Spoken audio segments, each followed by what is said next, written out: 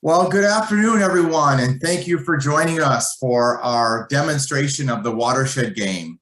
I'm so pleased to have so many of you with us, and we welcome you to join us for the next hour here. My name is John Bellata, and I'm with Minnesota Sea Grant and the University of Minnesota Water Resources Center. I'll be one of your hosts today. I'm joined by two other colleagues from Minnesota Sea Grant, Maggie Karchnia and Cole Fisher, and my colleague Karen Bareford from Mississippi Alabama Sea Grant. So for the next hour, we are going to spend some time introducing you to the Watershed Game. I have a brief PowerPoint to guide us through that, but more importantly, we're going to have a demonstration of the Watershed Game through Zoom. And so I will tell you in advance that you will need to have an additional web browser window open, a smartphone or other smart device, because we're going to use a polling software called Poll Everywhere. So be prepared for that. I also know that many of you joined because you are interested in one particular version of the Watershed Game called the classroom version. So towards the end of our hour, I will highlight the features of the classroom version and invite you to join us for a full training of the Watershed Game October 25th and 26th. In the meantime, as we go through our presentation today, if you have questions, which you most certainly will, please use the Zoom Q&A function to ask your questions. If you have technical problems or other comments, please enter those in the chat box as we go. I will just mention about 10 minutes before we started, I lost power here from my home office, so we're operating not quite as efficiently as I had hoped, but I think we'll manage. All right, so what is the Watershed Game anyways? The Watershed Game was developed by Minnesota Sea Grant over 15 years ago, and it is an interactive simulation that guides participants through building their understanding about watershed management and how the way that we use the landscape affects water quality and water resources. The Watershed Game is an interactive activity as demonstrated by the pictures that you see here. It is meant to gather a group of participants around the game board to run through this simulation. Why did we develop the Watershed Game? When we started thinking about the challenges we were encountering, talking to community citizens and stakeholders and decision makers about watershed management and the issues and the challenges we were seeing with water quality specifically, we encountered some barriers to having good discussion with stakeholders. We found stakeholders protecting their turf, pointing fingers at other people as the sources of the problem. And overall, we observed a lack of understanding about the effects of land use on water quality. Well, we turned our efforts to looking at games. Why do simulations and games work so well? We have a lot of fun when we play games. When we looked at the research, and we looked at our experience using games, they work because these are role-playing exercises, they are fun, they're adaptable to a variety of levels of interest and age. They often work in a small amount of time, everyone's involved, they're interactive. So all these traits of games expressed traits that we could incorporate into what we developed with the Watershed Game. What we know works is small group situations where people get to know each other, they have a social component, but they also can strategize about bargaining for shared purpose to try to reach the end of the game, the goal of the game. And often that includes a bit of education, but also teamwork. So the Watershed Game in a nutshell, how does it work? When we play the Watershed Game, participants play in land use teams. and they use limited financial resources to reduce pollution from a land use going to a local waterway. In other words, they try to achieve a clean water goal. That's the goal of the Watershed Game. Participants or teams do this by selecting from a variety of solutions. In the Watershed Game, we call them tool cards. You may be more familiar with these tools as BMPs, or best management practices. The suite of tools that we use in the game include practices, but they also include planning and policy components.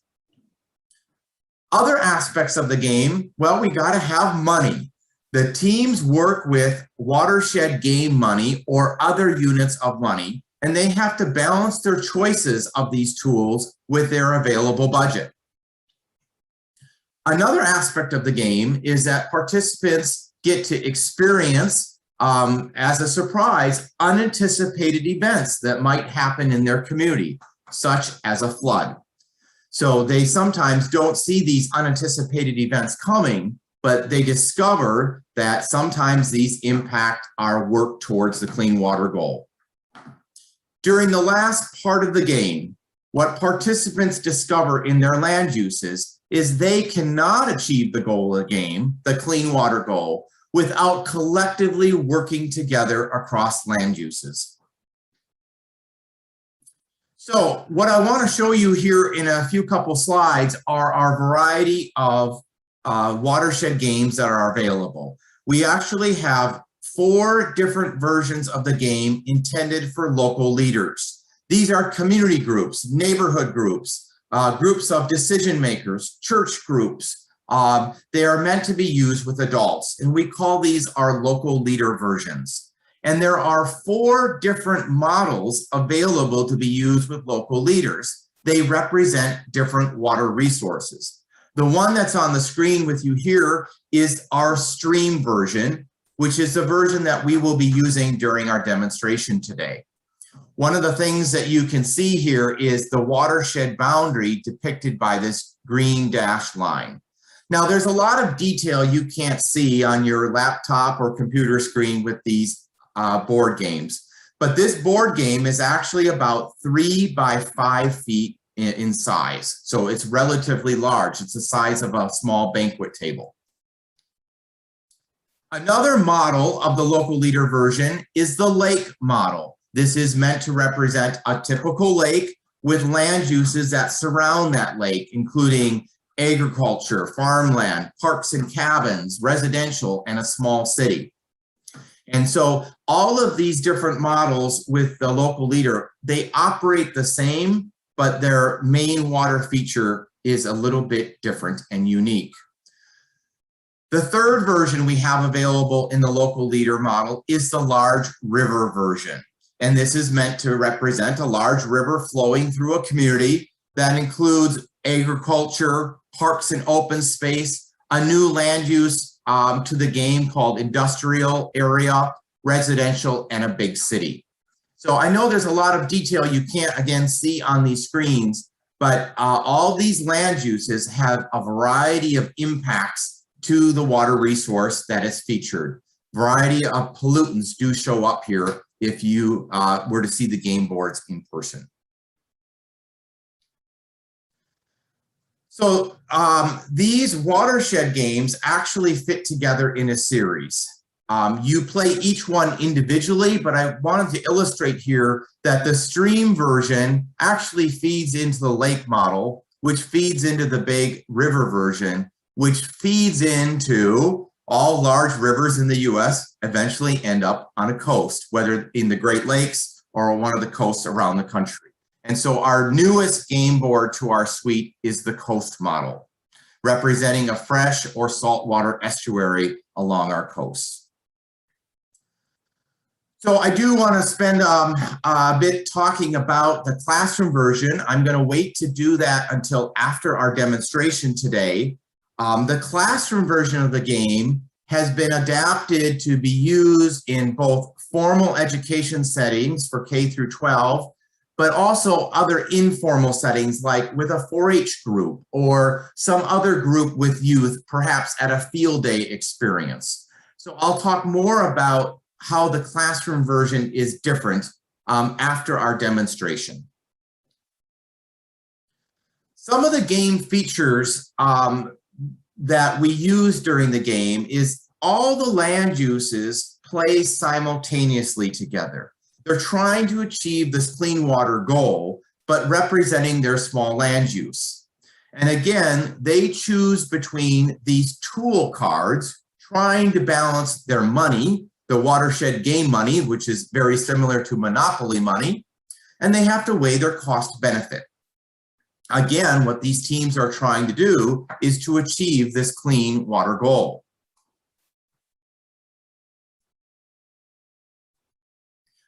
I do want to take a little time to focus in on some of the tool cards here. So some of the tool cards that are featured on your screen here, some of our tools are circular in our games. And what I want you to see here is that each tool card has a name. And on the front side of the card, it has a cost and a reduction of some non-point source pollutant. Sediment, phosphorus, and now nitrogen is included in the game.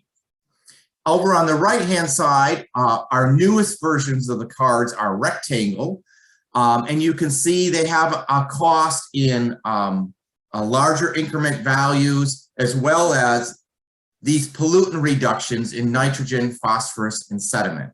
What's new in the coast model of the game is we both play simultaneously to achieve a clean water goal, but also to increase a community's resilience to flooding. And that has to do with this resiliency factor in this score box. Also on the back side of the cards, there is a plain language description. Now in the local leader versions, the science content of these descriptions is meant for adults, versus in the classroom version, we've made these descriptions a little bit more plain language at a 7th grade reading level. Some other features of the Watershed Game that we aren't unfortunately going to have a time to experience today, but I did want to tell you about them, is things like the unanticipated events. During the gameplay, the facilitator, which when we train facilitators through our Train the Trainer workshop, you learn how to introduce some unanticipated events as the teams play. For example, a community experiences a flood. And what that will do is take away money from different land uses to solve flooding issues. And then they have less money to spend on the clean water goal. That's just one example. Some other things that you're not going to see through our virtual demo today is our use of facilitator scorecards. How is the team leaders and how is the Watershed Game facilitator keeping track of all the money and the pollution units coming and going? Well, we have these scorecards that you use both as a facilitator and in the individual land uses. Another aspect is the plan card. During the game, we offer land use teams to buy into the concept of watershed planning. Some teams buy into it, some teams don't, and what they discover in the end is planning pays off. Last but not least, one of the game features towards the end of the game is we offer this land sold and developed. Now the Watershed Game has been designed so, maybe 95% of the time, the teams achieve the clean water goal. But in the end, some land is sold and developed, which changes the pollutant load. So their progress that they think they've made may not be made for the future as land is developed and redeveloped. So we try to get participants to think about both current pollutant load and potential future pollutant load.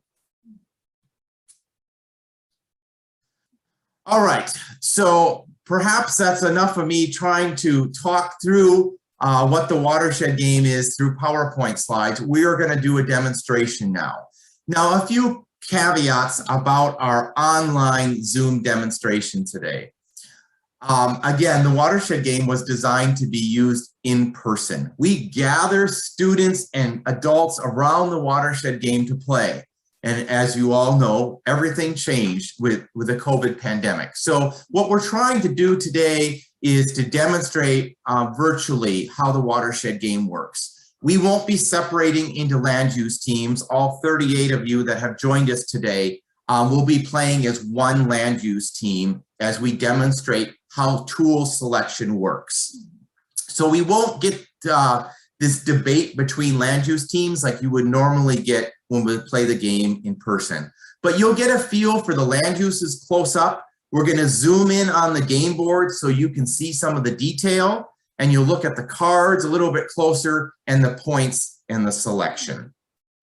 So again, if you have questions as we go through the demonstration or about some of the things that I briefly presented, please enter those in the Q&A question panel of Zoom, and we'll tackle as many questions as we can towards the end of the session. If you have comments or technical issues, please enter those in the chat box. At this point, I'm going to turn things over to my colleague Karen Bereford from Mississippi-Alabama Sea Grant. She's going to lead us through a demonstration of the stream model. Karen. Thank you very much, John. Welcome everyone today. As John said, while we have 4 different models of the local leader version of the stream game, or of the watershed game, I'm sorry, we thought today might be a good opportunity, since we have so many representatives from across the country in different areas, to actually show you the stream model of the game. And this is the game board. You saw a small picture of it, and hopefully it's zoomed in on your screen and you can see it a little bit more up close now. I just want to remind you that when we're working with a local community, what we're trying to do is help them explore the connections between land use and water quality and the impacts of our choices on a landscape.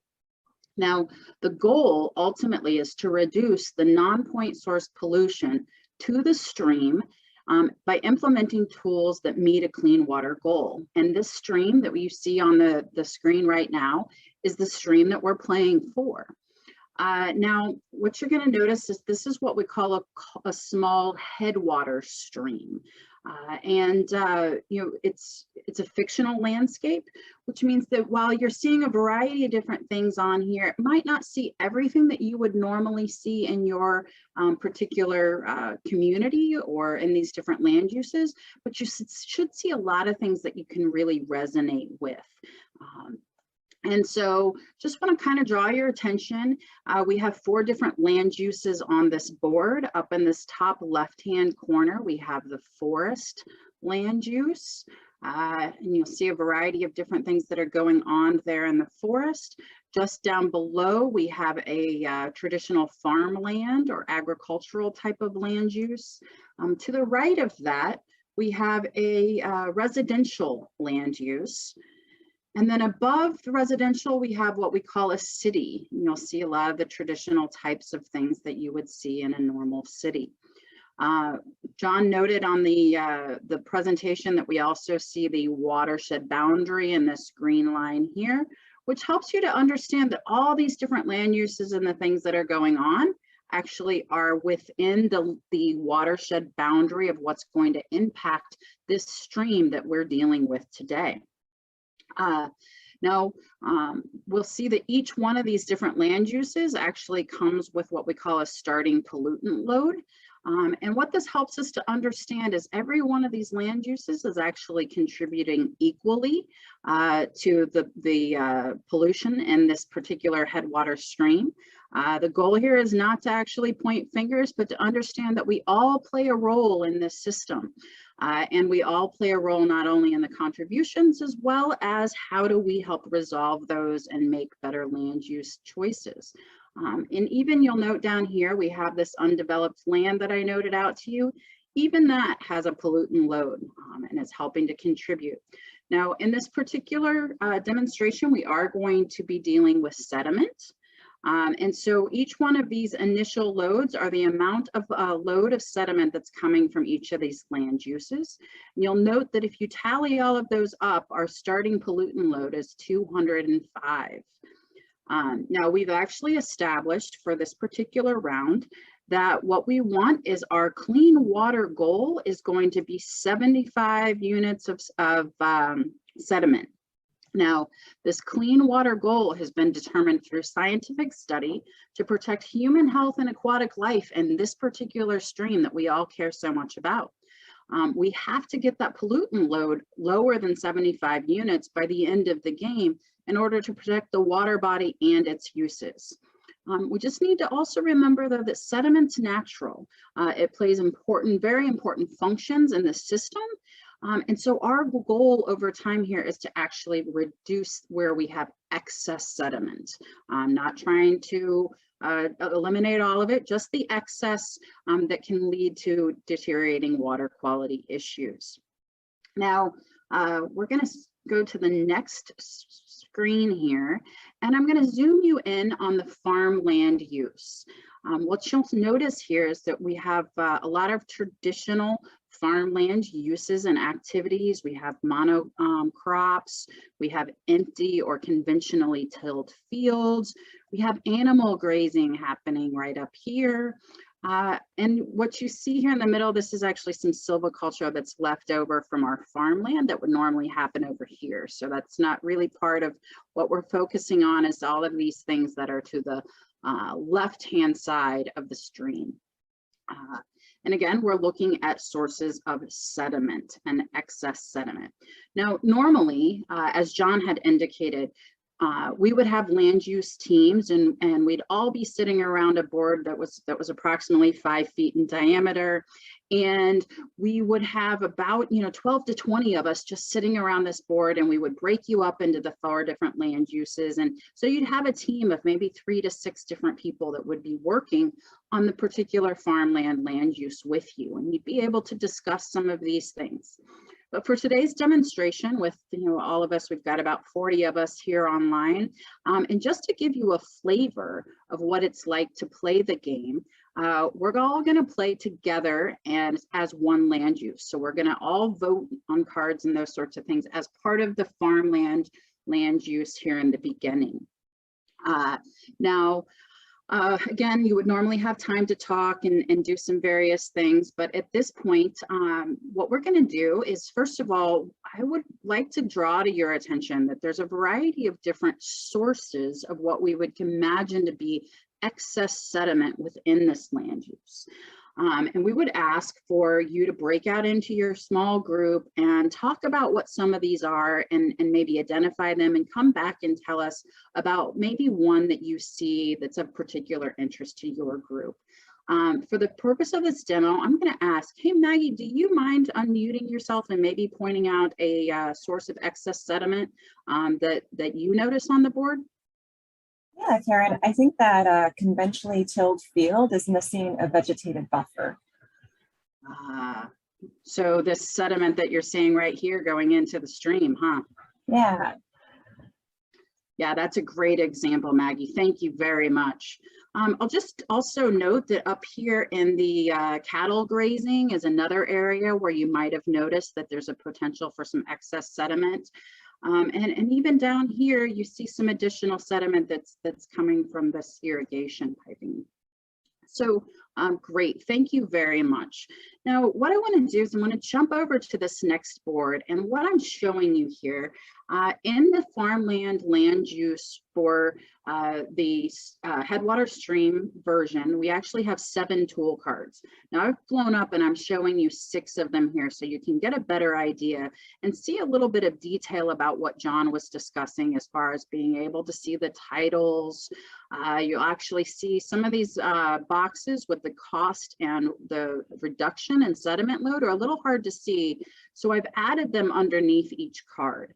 Now, what I'd like you guys to do is I'd like to jump over in just a minute, but take a look at these 6 different cards and think about if you guys were everybody that's here today, almost 40 of us, if you wanted to play a card, which card would you want to play in the first round of the game? We'll have 6 options. So take a look at these. I'm going to wait for just a second, and then I'm going to pop us back over to the slides and let everybody engage in voting on Poll Everywhere.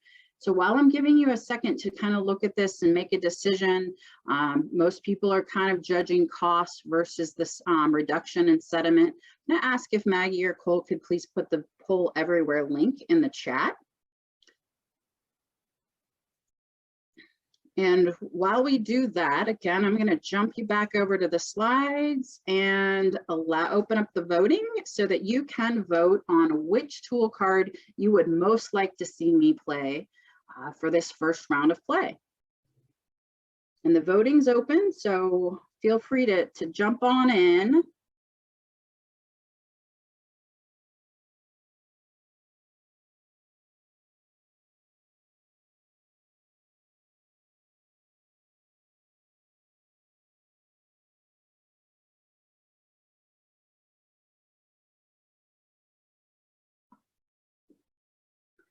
Maggie, can you verify for me that you guys can see the Poll Everywhere poll? Yep, we can see it.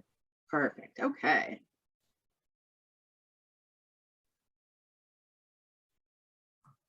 Oops, sorry about that.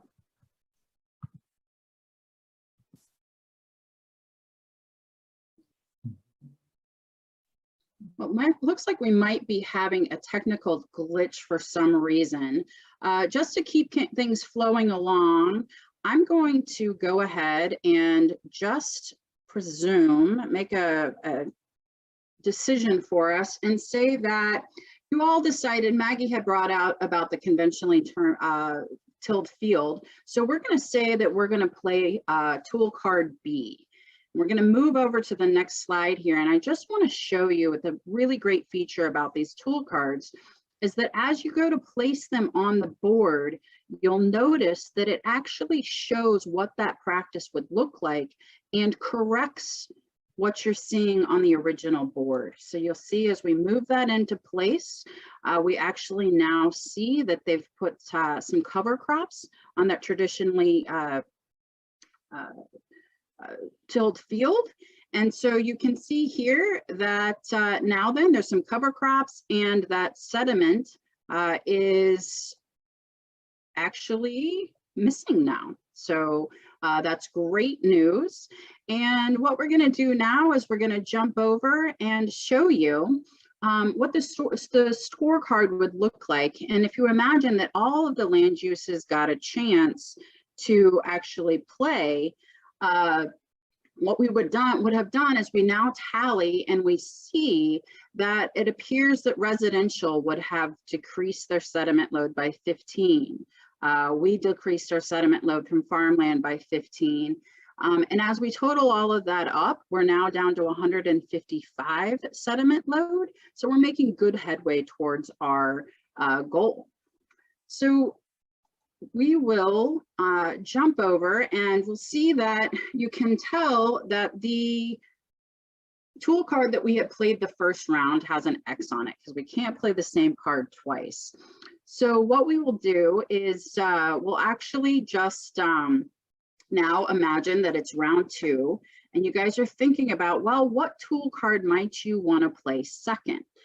And it looks that we've had a technical difficulty on our Poll Everywhere, unfortunately. So what I'm going to do is I'm going to ask if maybe you can put in the chat just real quickly one of these letters. It's not going to be scientific, but Cole can just make a judgment call on which letter she thinks she might see the most of. We'll give it just a minute to let those kind of scroll through. But again, it's kind of that what a lot of people are doing at this point in time are doing that cost benefit analysis of what are the cost versus what are the actual reduction in sediment load that we're going to see.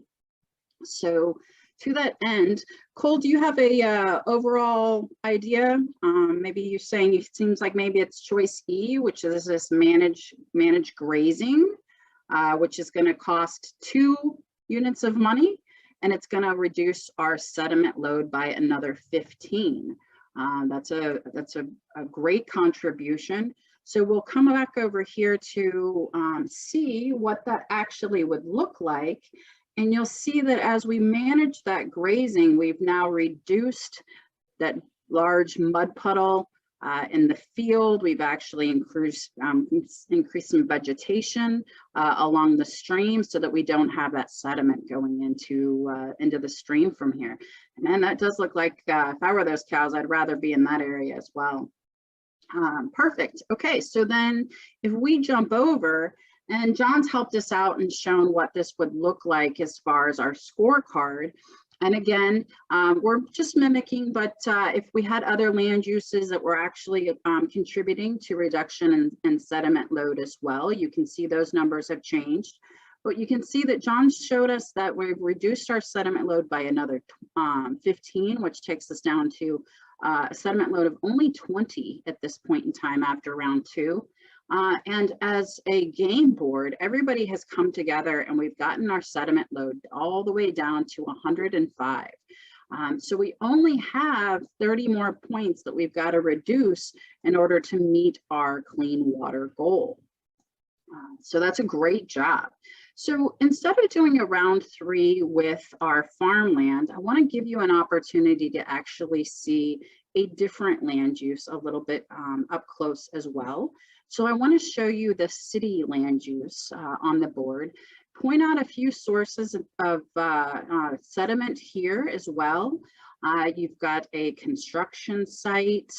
You'll notice that there's a couple of different, what would be stormwater retention ponds that you'll see here. You have some outlets that looks like releasing some sediment into our stream here. You know, traditional strip malls as well as high rises, more of a dense downtown area. You also notice that we have some stormwater drains in our streets and some litter and different debris that would be contributing things here. Even what looks like we have maybe some grass trimmings and things of that sort up and by this parking lot. So you'll see as you get into these game boards, there's a lot of different details and things that we can see. So again, each different land use has a variety of tool cards, and these tool cards give us an opportunity to see some different practices that can help us to reduce these sediment loads within these different land uses. And something that I want to note to you here on this particular, you know, we've got another 6 tool cards. There's actually 8 tool cards that exist for the city land use in the stream version of the local leader game.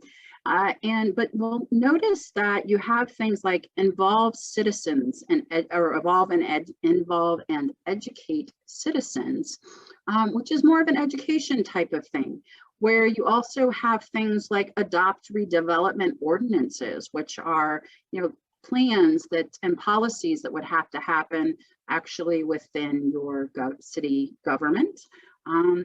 And then we have other things like redesigning streets to reduce runoff, which are things that we would actually have to physically do and go in and build and change within a different, that particular city location, and even maintenance, stormwater ponds. So wide diversity of types of actions that can happen that help to really represent the diversity of types of actions that a community could take as well. And again, each one has a cost as well as a reduction in the sediment load that you'll see. So I want to ask you guys one more time, let's just kind of engage and see which one of these tool cards would you like to see played on the city? And we'll do this in the chat again. And just go ahead and pick any one, and I'll go ahead and show you what that looks on the Zoom board. Steve's wondering how much money we have left.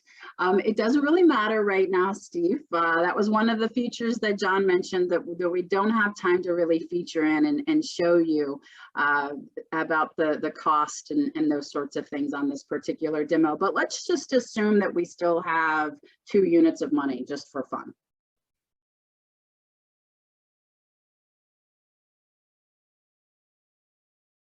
Cole, do we have any consensus?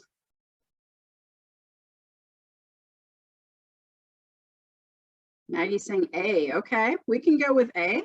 Perfect. Well, then we'll jump over. And again, I just want to take this opportunity to show you that similarly, as we go to move this over, we get to start to see the differences that this actual practice we'll have as we implement it.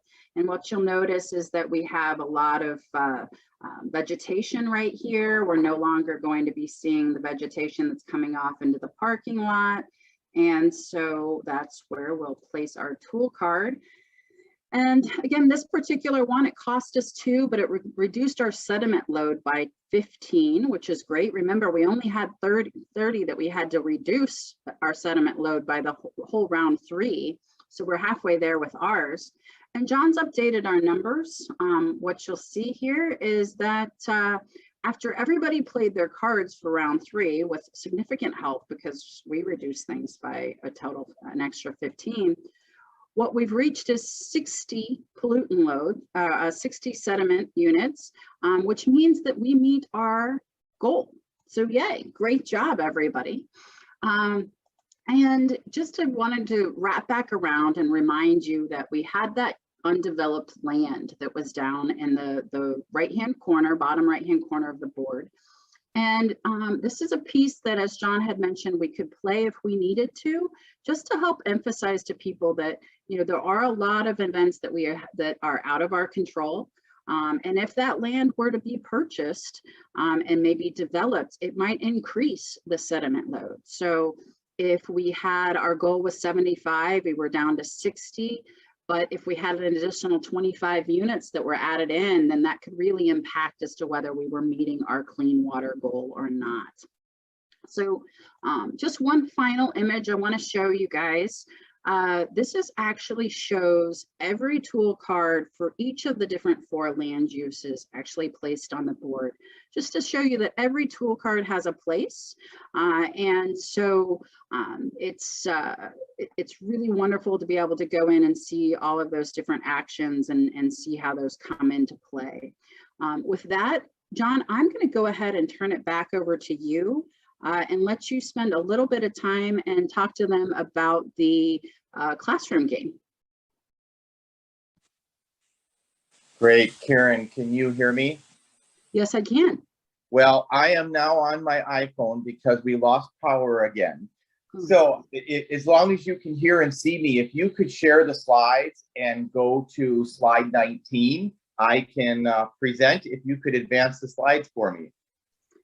I am trying to get there now. Maggie, are we on slide 19 for everyone? Yes, I can see it too. Perfect. Okay. Thank you, Karen. So I'll just say next. I apologize, everyone, but once you guessed it, power would go out right before our seminar started. So that was a very quick demonstration of the local leader stream model. And again, all the models operate about the same way. The different features of the water in the different land uses vary from game to game, but overall gameplay is the same. Now, when we thought about the use of the Watershed game with youth audiences, we realized through teacher focus groups that we had to do some adaptation. And therefore, we created what is called the classroom version of the game. The classroom version is an adaptation of the stream model currently. It is targeted for use with grades 5 through 12. And when we looked at education standards, we focused in on grade 7 in terms of meeting different education standards. With the classroom version, we had to adapt to things we were observing, seeing, and experiencing with our own teaching, is that sometimes 7th grade classes are 32, 36 students. How are you going to play the Watershed game with that many students? And all these barriers were overcome with the development of the classroom version.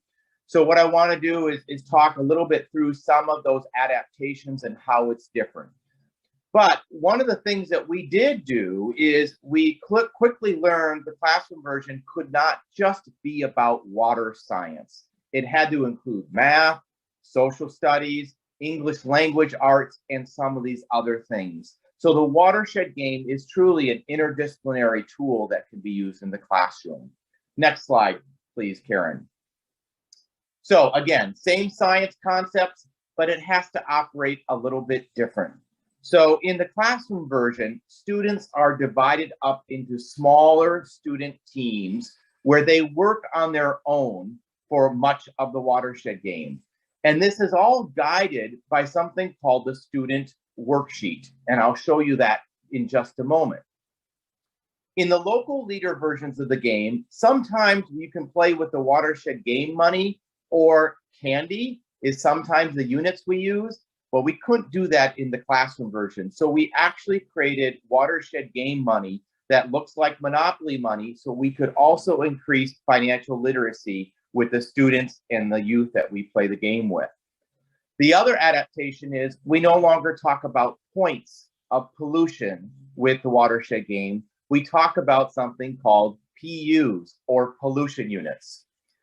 And finally, some of the original game components aren't used in the classroom version, such as the unanticipated events that I spoke of. Next slide, Karen. So what is illustrated here is one of the things we did with the classroom version is, instead of having one giant game board, let's say 3 by 5 feet, we broke it up into smaller game boards for each of the land units. So the one that you're seeing on the screen here is the Farmland game board. And this is roughly about 20 by 30 inches. What's illustrated in the picture on the screen is actually a group of teachers that we were training to use the classroom version. Now, I don't like to put pictures with students in it for obvious reasons of photo release, but when we play with students, this is exactly what the Farmland student team would be doing. They would have their land use map in front of them on their tables, and they would be debating the different tool cards that you see the various people holding here. Next slide, Karen. So one of the other adaptations we made with the classroom version is this student worksheet. And so during the local leader version of the game facilitator guides each land use team through their play, if you will, as we go around the game board. In the student or classroom version, the students follow the instructions on a 2-page worksheet that guides them step by step what to do. So in other words, the teacher explains the instructions, and then these smaller student teams have to follow their worksheet and complete all the blanks on the worksheet. The other thing that we added with the classroom version is a big emphasis on they needed to choose tools that would reduce pollution, but they could not go broke as a land use team. So this piece about financial literacy and also balancing cost and benefit. Next slide, Karen. So here's a close-up of the student worksheet. Now, what is hard to pick up as we do the demonstration virtually, when we play the local leader version with a group of adults, we actually play in rounds, no different than you would play a board game at home. In the classroom version, students don't operate in rounds. They try to achieve a clean water goal for their land use first, and then we bring them back together as a class at the end. So again, what the student worksheet here is really giving the student teams item by item instructions about what they need to do. And by the way, in the instructions for the classroom version, this whole student exercise is about 20 minutes long. Next slide, Karen.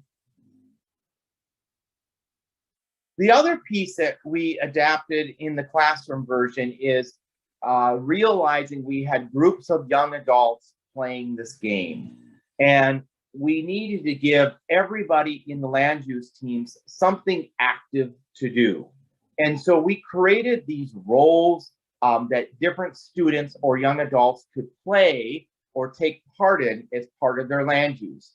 So as you can see, there are 6 different roles that can be assigned to students in the team: a reader, a banker, a reporter, the scribe recording everything on the worksheet, the mapper who will place the tool cards on the land use game board, and the pollution specialist talking about what the tools did to reduce pollution, again, using that plain language on the back. And so you can start to see that we've built some mechanism here to make sure the students are engaged through their assignment, which is to reduce water pollution and obtain this clean water goal. Next slide, Karen. So here's another illustration of student land use teams doing their work. This is the residential land use team off in the corner of the classroom, if you will. This was at one of our teacher trainings. But what you see here is this group of residential land use team players choosing between their different tool cards, debating amongst each other which one to play. Maybe Karen, you can point out to the Watershed Game money there in the lower left-hand corner. There you go. So you have these Watershed money, just like you do with Monopoly. Up in the upper right, you can see that the woman's glasses there are on the worksheet. So she obviously is the recorder, recording everything that the student land use team is debating and choosing. Next slide, Karen. All right, so after the students complete their student worksheet, again, operating in their land use teams, the teacher or instructor pulls all the land use teams back together for the end of the game, which we call the full class play. And so this is part 2 of the classroom version. And it might be hard to see in this picture here, but in the middle of the floor with this group of 5th grade students, I was actually leading the game this day, you can see they pieced together their different land use maps to create the giant game board. So that is 3 by 5 feet. It may not look like that at that scale in that picture, but in this case, the teacher has chosen to piece together the land use maps on the classroom floor. And the students have gathered around it to begin their reporting out on their progress by land use. So here is where we're calling on that land use team reporter to again, talk about what the team has made for their choices. Next slide, Karen. Here's another illustration of what that might look like in a table format. So in this case, you can see the teacher who is leaned over the Watershed Game here. The students have pieced together their different land use maps, and now they're talking through what each land use has done. One of the things that I did not mention earlier is all the Watershed Games, regardless of version, are laminated, which allows for writing on them with dry erase markers. And so what you see the teacher doing here is actually writing the number of pollution units each land use team has gotten down to after their efforts. And we do the same thing with the local leader version. So at this point, what's happening in this picture is student teams are reporting out. So somebody has a public speaking role. The recorder for the team has the stuff on the worksheet, and we have the banker keeping track of the money, for example. This full class play, where we have all of this done together, encompasses about 75 minutes if you play very efficiently. But what's more commonly done with the classroom version of the game is its play is spread out over a number of class periods. What we built with the classroom version is a lot of flexibility, because we know teachers and other informal educators will change things for their settings and surroundings. Next slide, Karen.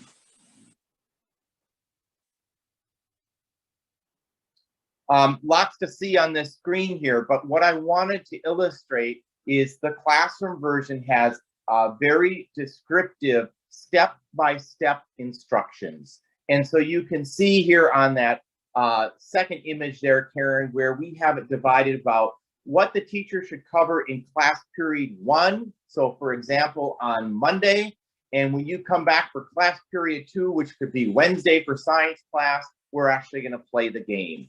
And so this is all prescripted out in instructions for the game that you as a teacher or a facilitator would follow step by step.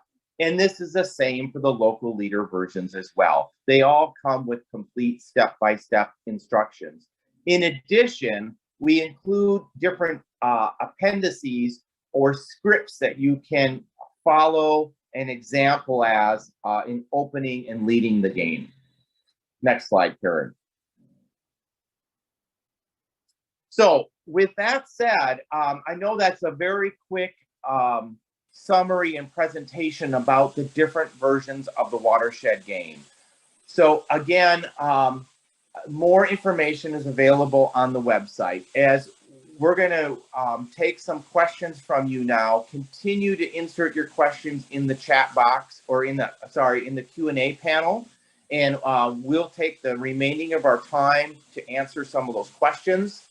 On the Watershed Game website, resource that you might want to look at is the Watershed Information Guide, which contains more information about each of the models and also contains our contact information for follow-up questions.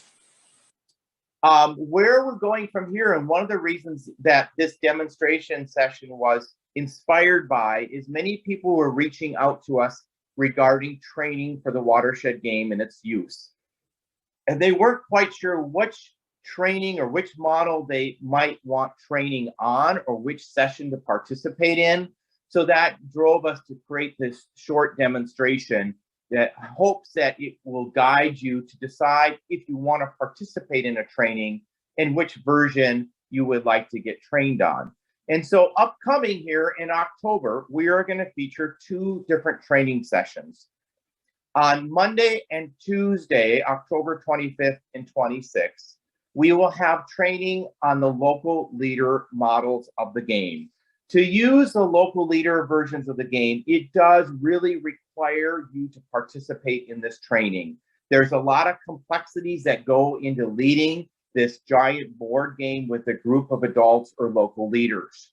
More specifics about this day-and-a-half training will be out on Monday. The classroom version, now when we develop the classroom version, it literally comes in a board game box, no different than you would buy any other board game, complete with all the instructions. We designed the classroom version to be used outside of a, you could pick it up, read the instructions, and you should be able to use it. However, we have found that most people are inspired by going through a training with the classroom version. So on Tuesday afternoon, October 26th, we're going to have a afternoon training on the classroom version.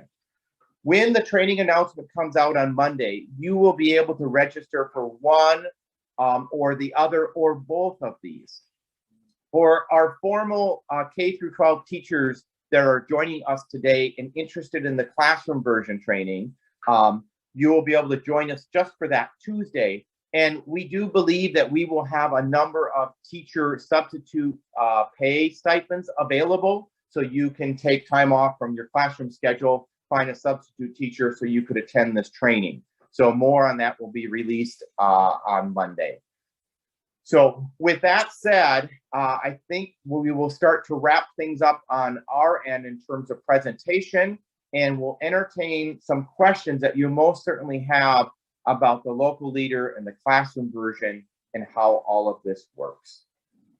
So with that, I am going to lean to one of my colleagues, Maggie, who's going to ask us questions that you've submitted through the Q&A panel.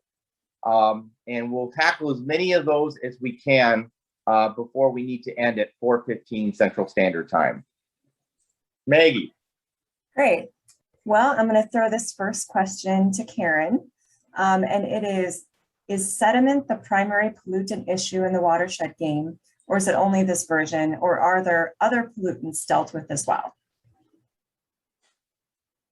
Oh, you're on mute. Sorry about that. Thank you. That's a great question, Maggie. So actually, each of the 3 original models of the Watershed Game local leader version, the stream, the lake, and the river, all can be played for sediment or phosphorus, either one. Now, the newer version, the coast model, can be played for sediment, nitrogen, or phosphorus. And then it is also played, so you can pick any one of those three as your water quality parameter. And then it is also played at the same time for resilience or increasing resilience to flooding in the community. So there is a choice, and it really depends on what some of the biggest concerns are in your local area as to whether with the three upstream versions, you might want to play for sediment specifically or phosphorus. And then, like I said, in the coastal region, it depends on what the issues are in different areas of the country, whether you want to play for which one of those particular water quality parameters. And then, like I said, we have the addition of resilience. So. Great, thanks, Karen. So the next question I'll throw to John, and this question comes from Kelly. She asks, what is the price of the classroom version? John, you're on mute. Sorry about that. The price of the classroom version is $75. It does come with everything in the box that you need to play. The order form is located on the website, so you can find out more information there as well. Great, thanks, John. Okay, I'm going to throw this one to Karen. This question comes from Caitlin Goodwin, and she asks, will the classroom version training be recorded for teachers who cannot get away from the classroom to attend? It will not be recorded. However, we will be having additional trainings coming up over time. We do hope that these will actually start to be happening in person, but because we understand the constraints and we don't know how long we will be tied to this virtual world, we will continue to try to offer trainings. And I believe that we're hoping to do one in the first part of next year. Is that true, John? Joining us, Caitlin. The reason we did a classroom version training earlier this summer in June, and we do breakout rooms, and it's really hard to record all that and combine it together so someone not participating could really follow. So we haven't been able to successfully record it in a way that would be beneficial to someone not attending the training. Great. So Karen, I'll give you this next question. It's from Stephen Evans, and they ask, should we purchase the board games prior to attending the trainings? You certainly can, and we don't want to shy you away from that. Depending on what you think which board games you might use, you might want to wait and decide which ones are most applicable for you and your local community. The training will actually enable you to utilize any one of the local three models, the local leader models. And if you attend the teacher training, then the teacher training will do the stream version, which is what it's modeled after, and the coast.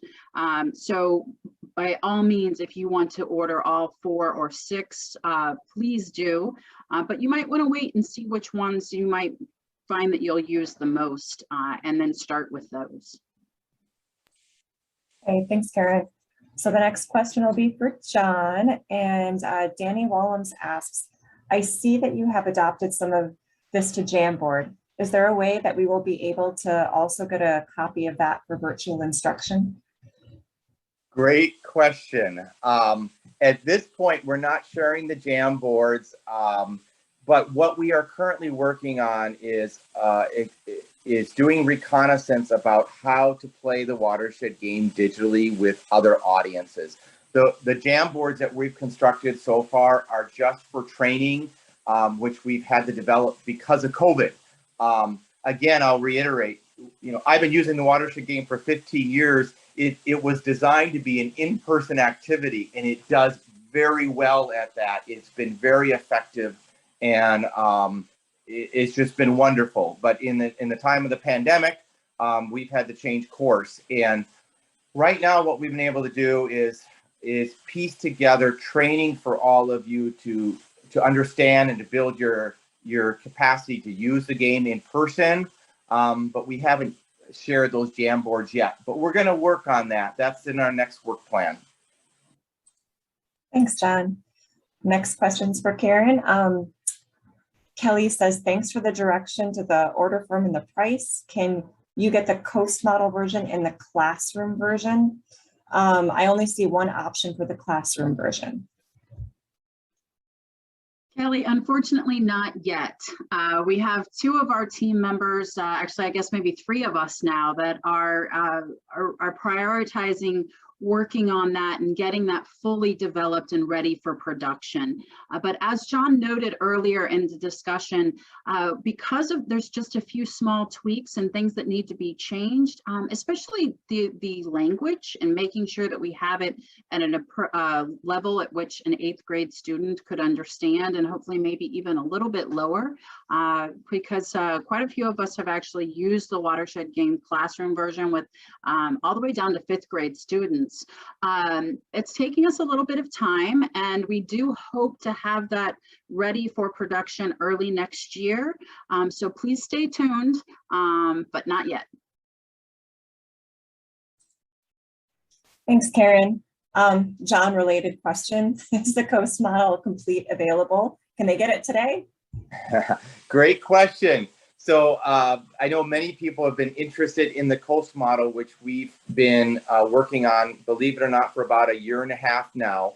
The Coast model is currently in print production, and so we were hoping that would be available by the end of September, and lo and behold, it's September 30th. So we will have the Coast model available here in October, and so stay tuned on that. And if you're certainly we will be emailing everyone who participated in the demo, but we'll be announcing that online and through email that the Coast model is now available. Oh, that's great news. Okay. Our next question I'll shoot to Karen. It's from Mitzi Vincent. It's, I teach in our district's virtual academy. Students can meet with me face-to-face occasionally. Would the classroom version work with a hybrid option? John, I'm going to let you take that.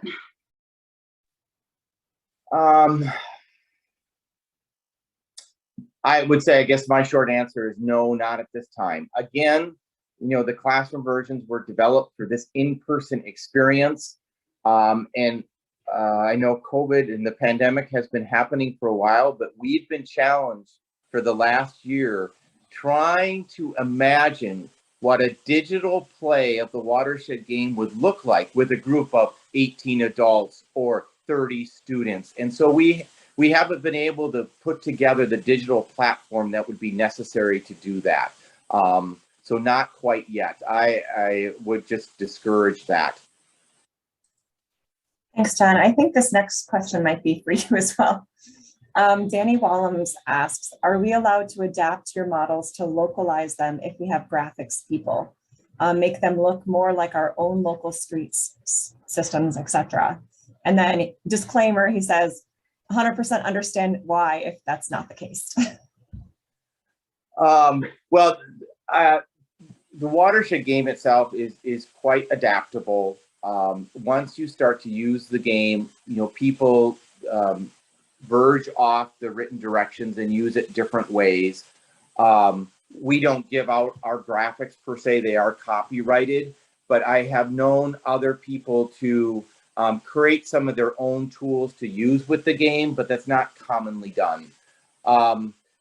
We did have a partner try to create a saltwater estuary version a number of years ago, and they did a very good job at that. And what we've done with the Coast model is kind of expand that to help meet some of those needs with the local water resource. But, you know, to your comment about making it look like more like your local water resource, one of the magic ideas about the Watershed Game is that it's more generic. And so when you bring participants together around the Watershed Game, especially adults with local leaders, that it isn't looking at a particular lake. We're not looking at Lake Washington per se. We're looking at a generic lake, which allows people sometimes to put down their barriers a little bit and talk more freely about how tools can be used across one land use to the other. So not at this time do we allow for, I guess, customizing it, but once you get it, you might be able to do some things on your own. John, and that looks like it's our last question. So I just want to thank everybody for sending in those questions, and then I'll pass it off to John to wrap things. Oh, yes, Karen? I just wanted to add that another feature of the game that John discussed right before we went to the demo was a lot of the pieces that we weren't able to include in the demo. Things like the unanticipated event cards and the plan cards and some of these pieces, and which really allow any local community and the facilitator working with that community who knows their issues to really utilize teachable moments to help drive home important factors that are going on in that community, different tools and resources that might be of particular interest to them, and different challenges. And so this is a feature of the entire program that is really versatile, and it makes it so that it's even easier to really adapt it and fine tune as to what is most important types of things for your community to talk about. But that's all I wanted to add. So John? Well, I just want to say thank you, Karen, for leading the demo. And I want to thank all of you for joining us today and putting up with our technical glitches. I don't think I've ever given a seminar over my iPhone before. We had this very well rehearsed, and it did not flow as well as we anticipated. Let me just ask my colleague Cole or Maggie, is there anything else in the chat box or in the question panel that we should talk about openly with everyone?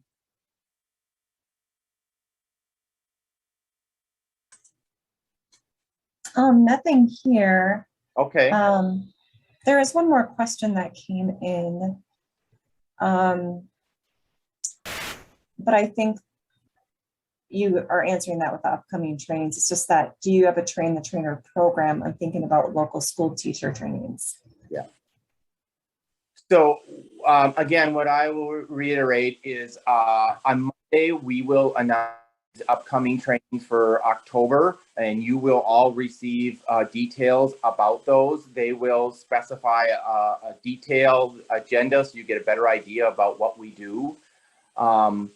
Again, speaking from experience, we've now trained more than 300 people across the country to use the Watershed Game through this train the trainer approach, and it has worked very well. We have the Watershed Game in use in more than 22 states now. And I guess from my part, teaching water education now for more than 20 years, PowerPoint is not my go-to anymore. It is the Watershed Game. It has been extremely effective to bring stakeholders and youth audiences together to learn about how land use and water resources are related and how what we do on the land can impact water quality. And in the case of the coast model, also impact quantity in terms of flooding and risk resiliency.